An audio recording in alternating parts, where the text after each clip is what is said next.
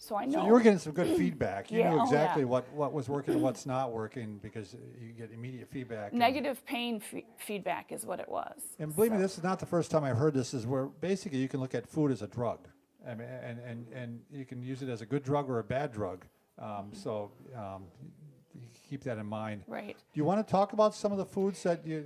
Yes, I would say my number one thing that I have cut out is potatoes. Starchy things, but number one is potatoes. I can eat sweet potatoes, but I haven't had potatoes for quite a while. And that makes sense. Potatoes have very high glycemic level, and sweet potatoes have a little bit less. So potatoes are a culprit, unfortunately, because I love them too.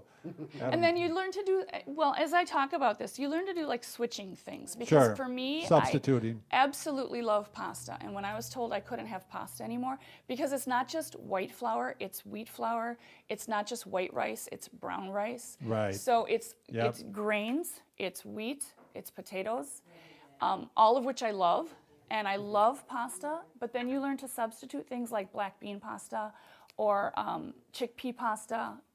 And I'm going to have to try those because we've lowered the carbs in our lives, and pasta is a very high glycemic also. So, well, and it's the simple carbs. You simple have to carbs, be yeah. very careful with the simple carbs. So if you look up what that means, and so what I did is I cut as much out as I could at first to get I had a flare, so to get the flare down. And then you try adding things back in, and when you have a reaction, you know you have to stay away from that. Stay away from that one. And so one of the reactions I have is definitely to rice. That's a big trigger. Potatoes is a big trigger. I sometimes sneak a little pasta, and it all depends on how much pain you can put up with, I guess, for Sure. that food. But, so those are big ones. She did tell me no dairy, and I think I started to cry. But I use a lot of creamer in my coffee, so she gave me ideas like what you threw across the room earlier is my coconut oil. Oh, yeah. So I put coconut oil in as well. Interesting. And actually a lot of people use coconut oil in their coffee.